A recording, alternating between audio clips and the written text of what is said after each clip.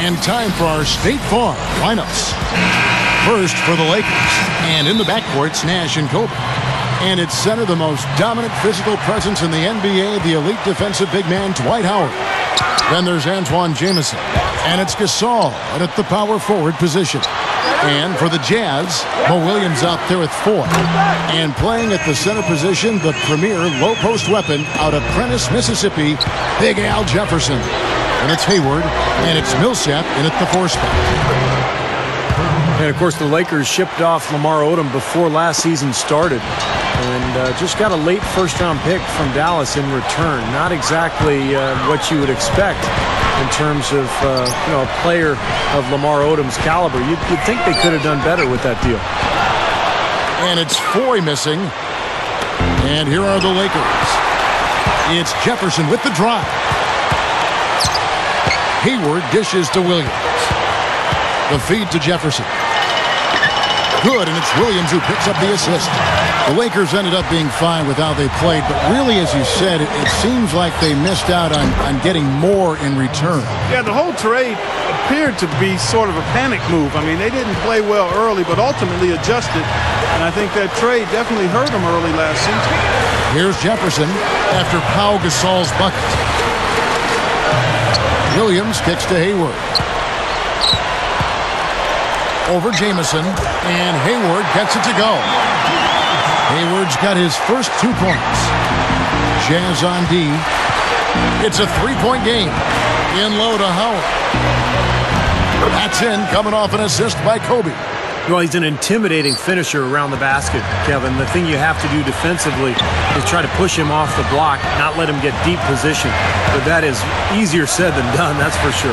And, Steve, you know what? He's powering through guys better now, playing through contact, but he's also starting to polish up his post move. So it's not just simply about him throwing it down, which he does with force and regularity.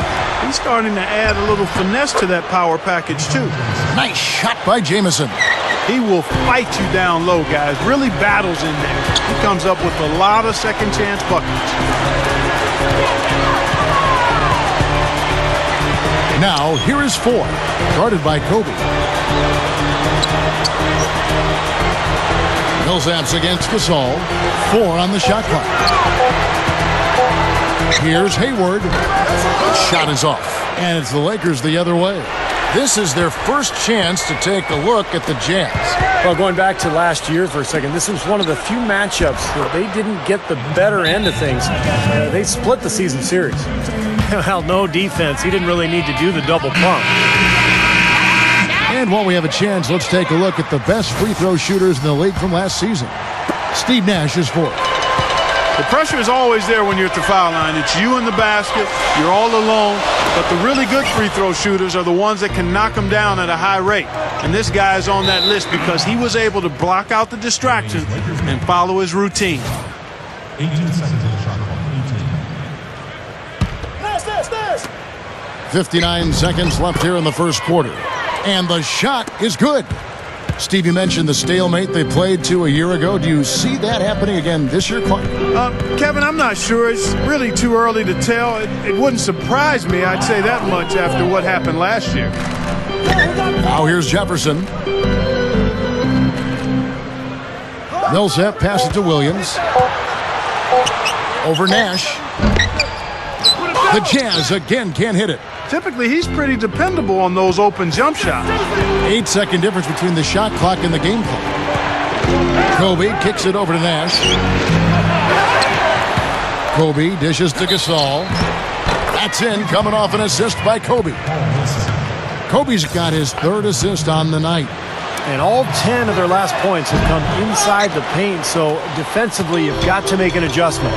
Yeah, and you got to do a little more to stop it, too. I mean, it's coming way too easy for him. At some point, you just got to buck up and say it's not going to happen. Good. He was not to be denied that time, guys. Fought his way to the glass and came up with the points. Good if it goes, and that's not going to go. The offense coming free and easy as we wrap up the first quarter. Lakers ahead, up 5. And we'll be back in just a moment with the... Next Friday night, Louis. And welcome back. 2K Sports presentation of the NBA. What a season in store for us. And what stands out to you from the Lakers in this one? And this team has done a nice job on the glass. I think that's how they've built this lead. They've been very physical, really established a presence in the paint. Well, they've chased down those balls. As soon as they've hit the iron, they've been chasing them down. It's been a solid effort by them. Now let's go to Doris Burke. Doris? Well, guys, I think it's accurate to call the Dwight Howard situation a saga, and it has, at least for the moment, calmed down. A trade to the Los Angeles Lakers has now thrust them squarely into the championship picture. First, the acquisition of star point guard Steve Nash, and now the best center in the league. The tough Western Conference just got tougher. Kevin? The story of the offseason, no question. Thank you, Doris.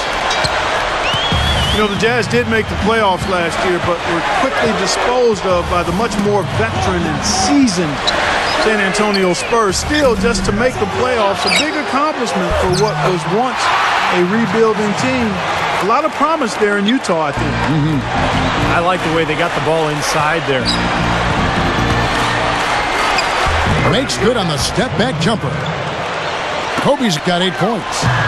Yeah, he's so focused, so concentrated with his effort, and it takes a great defender to bother him. And even then, when you contest the shot, he still has a knack for making it. And quite honestly, I think his finishing ability sets him apart as well. I mean, he's more than comfortable attacking the heart of the defense and finishing over it. There's Williams. The Lakers with the rebound. Back to the Jazz, I think you could say the rebuilding process is now complete, or at least settled. Now they can just, Steve, continue to grow as a group. Yeah, I agree with that, Kevin. You know, they got swept by the Spurs in that first round, but, you know, that experience will pay off for Utah, getting that first taste of playoff basketball. And now it's just a matter of continuing to work and, allowing the process to kind of evolve. And we've got a moment now to look at the highest scoring teams in the NBA from last season. The 4th spot held by the Jazz. This was one of the better scoring teams last year. They had a lot of different offensive weapons to choose from, and they knew exactly how to use them most effectively. Paul Millsap's checked in for Al Jefferson. Here's Foy. The shot is off. Good work defensively by Kobe. I don't like his body language, guys, right now. He looks like he's completely out of rhythm. Well, Steve Nash was a big part of perhaps the surprise move of the offseason. You know, a lot of people weren't sure if he'd go to Canada to play for the Raptors or maybe join the Knicks in New York, but signing with the Lakers just caught everybody off guard. Feeds to Foy. Nice ball movement by Utah. That's good. Millsap's got his second bucket of the game to go. Kobe goes in. And Antoine Jamison, the bucket on the assist from Kobe. You know, talking more about that Nash deal for a minute, it really did come out of left field, and I know Laker fans couldn't be happier about it, though. All of a sudden, they had a 2-time MVP and one of the game's greatest playmakers to their team, and they're going to be right back in the hunt for the title. Here's Kobe. And it's Randy Foy with the rebound. Really high-quality shot there, just a little off with his release. That miss right there will definitely leave him shaking his head. Williams with the ball, guarded now by Nash. Hayward. And Kobe Bryant gets the whistle that time. That's his first foul. So Utah going with an almost entirely new group here. Al Jefferson's checked in for Favors. Williams comes in for Gordon Hayward. Alec Burks checked in for Randy Foy. And Earl Watson is subbed in for Mo Williams. Here's Watson. Can't get it to go. And the Lakers take it the other way. Shot and game clock separated by 5. Offensive rebound. Gasol passes to Kobe. He's against Williams. And that one's good by Kobe. Kobe's got 6 in the quarter. Well, that's been nice, efficient work, guys, that he's been doing. I mean, we haven't seen him take many bad shots, and that's the sign of a mature, poised player. Jefferson's shot is off. So timeout called here, the first for Los Angeles. I think he believes that if he takes some time here to kind of talk things over, it'll be well served for this club. And, maybe this gives him an opportunity to toy around with some of their game plan while he has their attention during this break in the action. He's as close to impossible to defend as anybody, I think. I mean, he can just torch the defense in so many ways.